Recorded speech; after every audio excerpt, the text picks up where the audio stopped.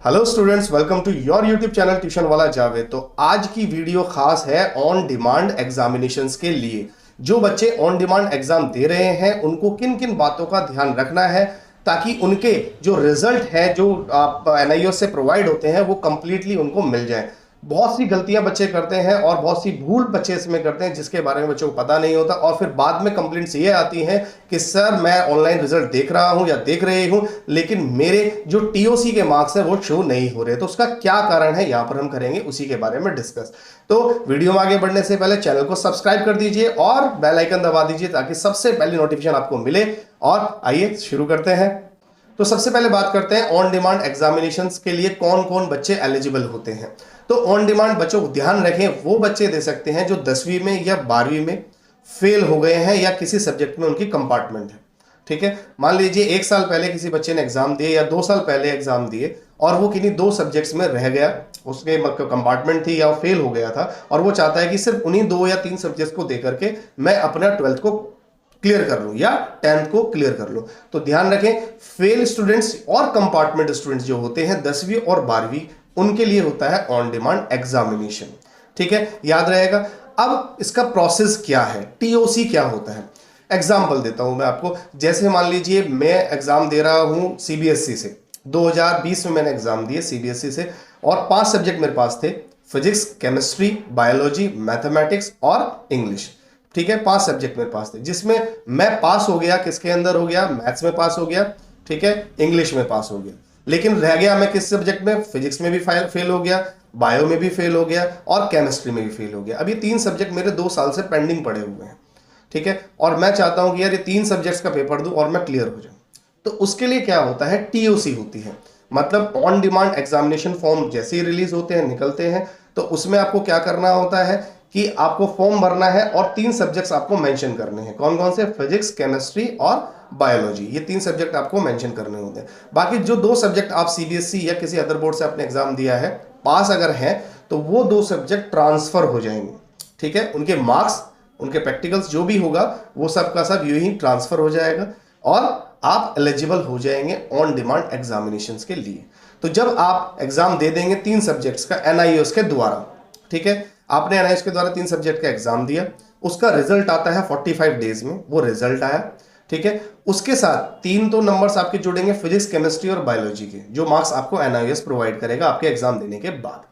ठीक है, बाकी जो 2 सब्जेक्ट आपने नहीं दिए थे जो कि सीबीएसई में आप पास आउट हो चुके हो, वो ट्रांसफर हो जाएंगे किसमें, एनआईओएस की मार्कशीट में। ठीक है, तो टोटल हो गया आप पास 5 सब्जेक्ट में, 3 सब्जेक्ट तो आपने एनआईओएस से क्लियर कर लिए, 2 सब्जेक्ट आपने ट्रांसफर करा लिए। तो इस तरीके से होती है टीओसी। याद रखें, टीओसी सिर्फ 2 सब्जेक्ट की होती है। ठीक है, तो अब आती है बात कि एग्जाम होगा कहां।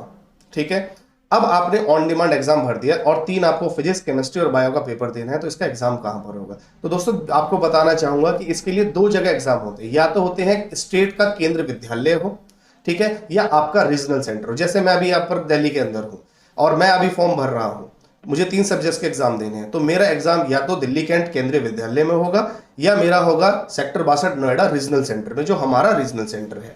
अगर आप कहीं और से हैं, पुणे में भी रीजनल सेंटर है या किसी और स्टेट में वहां भी रीजनल सेंटर है, तो वहां के रीजनल सेंटर में या केंद्रीय विद्यालय में आपका एग्जाम होगा उन 3 सब्जेक्ट्स का, आपकी डेट के अनुसार, जो आप डेट चूज करेंगे उसके अंदर।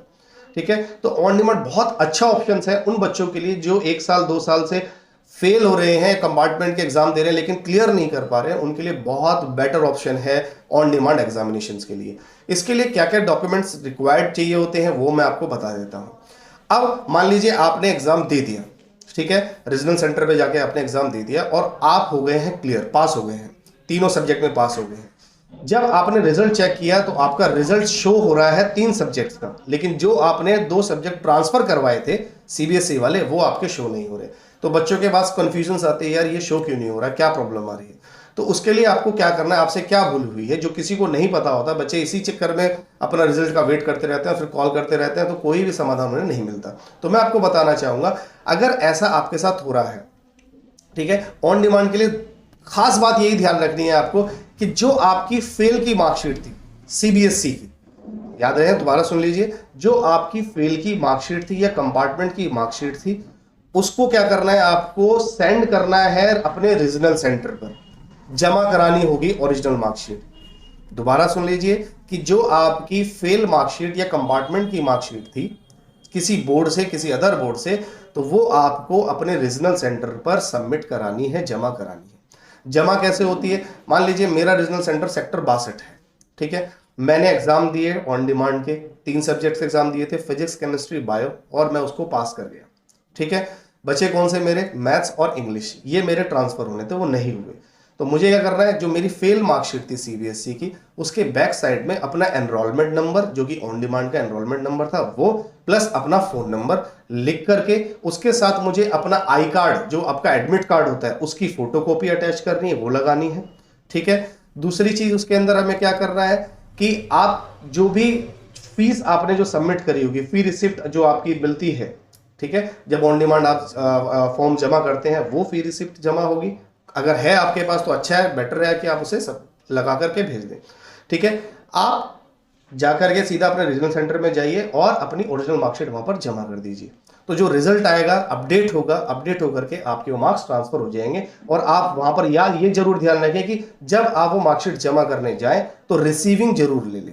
एक फोटोकॉपी अपनी ओरिजिनल मार्कशीट की, जो आपकी फेल वाली मार्कशीट थी, उसकी फोटोकॉपी भी साथ लेकर जाए। उन्हें बोले सर इस पे स्टैंप लगा दीजिए, ठीक है, सिग्नेचर कर दीजिए, ताकि हमारे पास एक रिसीविंग आ जाए कि हाँ हमने अपनी मार्कशीट जमा कर दी है, ठीक है, ओरिजिनल मार्कशीट। उसके कुछ दिन बाद आपके अपडेट हो जाएगा। जब आप अपने रिजल्ट दोबारा उस पर देखेंगे ऑनलाइन, तो उसमें आपके 2 सब्जेक्ट जो है टीओसी वाले, मैथ्स और इंग्लिश, वो भी उसके ऊपर अपडेट हो जाएंगे, और 3 सब्जेक्ट जो आपने एनआईओएस से पास करे वो भी। और आपको एक नई मार्कशीट मिलेगी जो कि एनआईओएस के द्वारा होगी। तो हो गई 5 सब्जेक्ट की मार्कशीट। इसमें टाइम 2 से 3 महीने टोटल, एग्जाम होना, रिजल्ट आना, सब 2 से 3 महीने के अंदर हो जाता है, ठीक है, ज्यादा समय नहीं लगता है। तो याद रखेंगे। तो अगर ये वीडियो समझ आई है तो लाइक जरूर करें। आप लोग लाइक नहीं करते हैं, क्योंकि अगर देखो आपके लिए इन्फॉर्मेशन दे रहा हूं, अपने लिए दे नहीं रहा, मैं तो 12th पास आउट हो चुका हूं, लेकिन अगर मैं आपको इन्फॉर्मेशन दे रहा हूं तो लाइक जरूर करा करें, शेयर जरूर करा करें, ताकि आने वाले जो और भी बच्चे हैं जिनकी कंफ्यूजन है उनको भी मिल जाए, ठीक है। तो मिलते हैं अगली वीडियो में, नेक्स्ट वीडियो में दोबारा मुलाकात होगी। तब तक के लिए नमस्कार, जय हिंद, जय भारत।